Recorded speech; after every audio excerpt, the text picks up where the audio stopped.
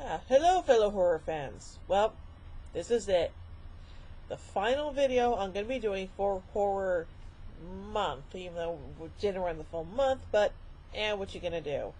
So, let's take a look at 2009's Halloween 2. In a flashback, Deborah Myers visits her son, a young Michael Myers, at Smith's Grove Sanitarium. She gives him a white horse statuette as a gift.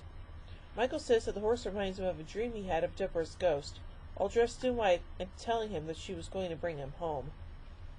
Moving ahead 15 years, Laurie Strode is wandering around in shock after having shot an adult Michael. Sheriff Lee Brackett finds Laurie and takes her to the emergency room. Meanwhile, the paramedics pick up Annie Brackett and Michael's psychiatrist, Dr. Sam Loomis, who are still alive after being attacked by Michael, and take them to the hospital. Michael's body is taken in another ambulance by EMTs Gary Scott and Ellen Hooks. While Hooks and Scott converse, the ambulance crashes into a cow. Michael awakens and decapitates a disoriented Scott. 2 years after the events of the first film, Laurie is now living with the Bracketts. Michael has been missing since last Halloween and is presumed dead, while Laurie has been having recurring nightmares about the event. While Laurie deals with her trauma through therapy, Dr. Loomis has chosen to turn the event into an opportunity to write another book. Elsewhere, Michael, who is still alive, has been having visions of his mother's ghost and a younger version of himself, who instruct him that it is time to bring Laurie home, so he sets off for Haddonfield. As Michael travels to Haddonfield, Laurie begins having hallucinations that mirror Michael's, which involve Deborah's ghost and a young Michael in a clown costume. Her hallucinations also begin to include her acting out Michael's murders. Meanwhile, Loomis goes on tour to promote his new book, only to be criticized by the public, who blame him for Michael's actions and for explaining the deaths of Michael's victims. Yeah, that's kind of weird for Loomis, but what you gonna do? When Loomis's book is released, Laurie discovers that she is really Angel Myers, Michael's long-lost sister. Well, duh, that's what Michael was trying to show you in the first movie. She goes to a Halloween party with Maya and Harley to escape how she is feeling. Michael appears at the party and kills Harley, then goes to the Brackett house and fatally wounds Annie. When Laurie and Maya return to the house, they find Annie, who dies in Laurie's arms. Michael kills Maya and then comes after Laurie, who manages to escape. Sheriff Brackett arrives home and finds his daughter dead. Laurie flags down a car, but Michael kills the driver and flips the car over with Laurie still inside. Yeesh. Michael then takes the unconscious Laurie to an abandoned shed. Police discover Michael's location and surround the shed. Loomis arrives and tries to go inside to reason, and goes inside to try to reason with Michael. Instead, he finds Laurie, who is hallucinating a younger Michael holding her down, and tries telling her that no one is restraining her. Just then, Deborah instructs the older Michael that it is time to go home. Michael attacks Loomis and kills him. Standing in front of a window while holding Loomis's body, Michael is shot twice by Sheriff Brackett and falls into the spikes of some farming equipment.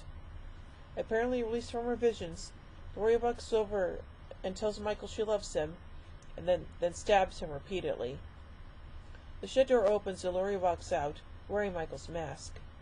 Later, Laurie sits in isolation in a psychiatric ward, grinning at a vision of Deborah. And that's how the movie ends. Okay then. So let's look at the development of this movie. In 2008, at the 30 Years of Terror convention, Halloween producer Malek Akkad confirmed that a sequel to Rob Zombie's 2007 film is in the works. French filmmakers Julien Maury and Alexandre Bustillo were in negotiations to direct the sequel in November 2008. But on December 15, 2008, Variety reported that Rob Zombie had officially signed on to write and direct a Halloween sequel. In an interview, Zombie expressed how the exhaustion of creating the first Halloween made him not want to come back for a sequel, but after a year of cooling down, he was more open to the idea. The writer-director explained that with the sequel he was no longer bound by a sense of needing to retain any John Carpenter-ness, as he, quote, felt free to do whatever. Producer Malek Akkad said the original intention, when they believed that Zombie was not returning, was to create a, quote, normal sequel. Akkad and his Trancas producing company hired various writers to come up with drafts for a new film, but none worked. Akkad and the Weinstein brothers then turned to Bustillo and Mari, whose film Inside had recently been bought for distribution by the Weinstein Company. According to Akkad, the producers felt that there was something, quote, lost in translation when the French filmmakers took over the project. After his work on the 2007 remake, Zombie had earned the trust of Akkad, who told him to ignore any rules they had set for him on the previous film. Akkad said that he wanted Zombie to move the franchise away from some of its established rules. Let's take a look at the characters here. For the sequel, Maine, McDowell, Taylor Compton, Harris, Moon Zombie, and Dorff returned to the roles of Michael Myers, Dr. Loomis, Laurie Strode, Annie Brackett, Deborah Myers, and Sheriff Brackett respectively. Dave Farage, who portrayed young Michael Myers in the 2007 remake, was set to reprise his role for Halloween 2. By the time production was getting started, Farage had grown too big for the part. Zombie had to recast the role, much to his own dismay, because Farage's physical maturity did not fit what was in the script. Although Farage is not a sequel, the first trailer for Halloween 2 contained images of Farage. Zombie pointed out that those images were test shots done and were not intended to be in either the trailer or the film. And why were they there, then? Taylor Compton described her character as having, quote, these bipolar moments, where her emotions are spontaneously changing from points of happiness to agitation. The actress stated that Zombie wanted to see Laurie Strode travel into, quote, these really dark places. Taylor Compton clarified that when the film starts, Laurie is still not aware that Michael is her older brother, and as the film progresses, more and more pieces of information are given to her, and she does not know how to deal with them. The actress explained that the darkness brewing inside Laurie was manifested externally, generally through her physical appearance and the clothes she chooses to wear. Zombie characterized the look as, quote, grungy. Zombie further described Laurie as a, quote, wreck, who continually sinks lower as the film moves forward. Even Sheriff Brackett, who receives more screen time in this film, allows Laurie to move in with him and his daughter after the events of the first film. Zombie explained, quote, he's old, he's worn out, he's just a speed-down guy with these two girls he can't deal with. Zombie characterized Loomis in the sequel as more of a, quote, sellout, who exploits the memories of those who were killed by Michael in the 2007 film. Zombie explained that he tried to channel Vincent Bugliosi, a lawyer who prosecuted Charles Manson and then wrote a book about it, into Loomis's character for the sequel, noting that he wanted Loomis to seem more, quote, ridiculous this time.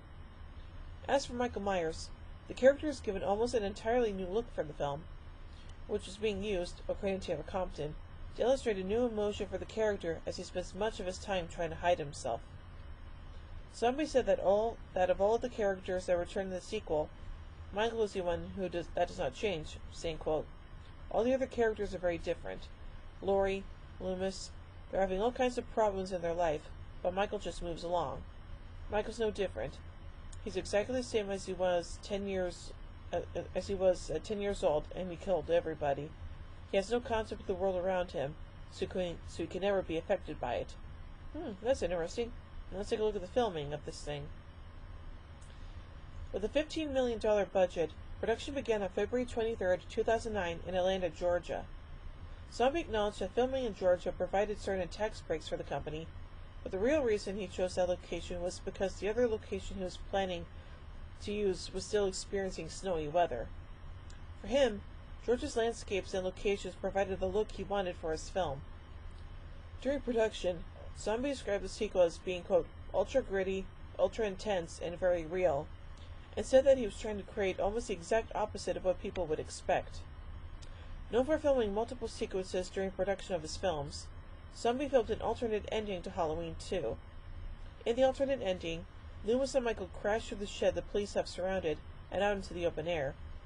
As Loomis grasps by Michael's mask and pleads for him to stop, Michael stabs him in the stomach, telling him to die.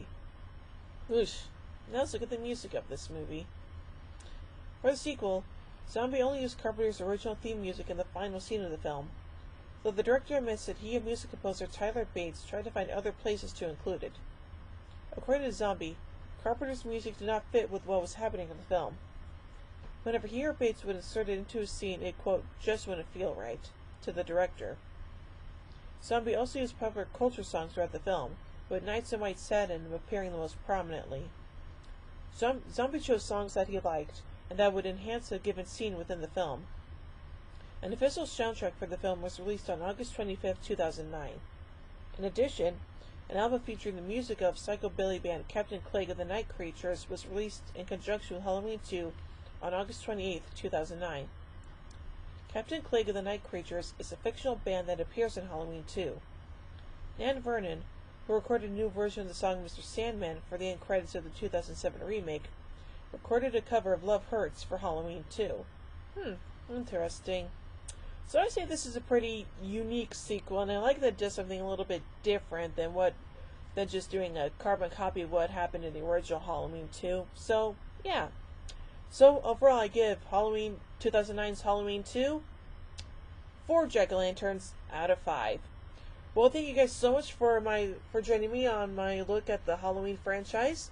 Now, before I go any further, I just want to say that I will not be covering the upcoming Halloween movie that's starring Jamie Lee Curtis as Laurie Strode.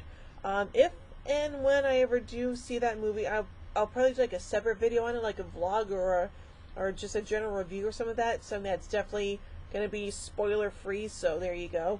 But other than that, yeah, that's basically all I'm going to be. This is basically the last Halloween movie that I'm going to be looking at. So yeah, again, thank you so much for joining me as I take a look at this weird and interesting franchise that started 40 years ago. Holy crap. That's just old. Of course, again, this year is also the 40th anniversary of Superman the movie, but those are two completely different genres, so there you go.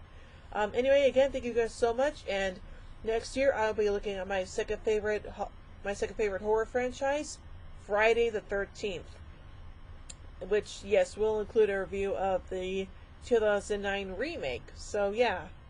Anyway, again, thank you guys so much for watching. Subscribe to this channel if you enjoy what I do.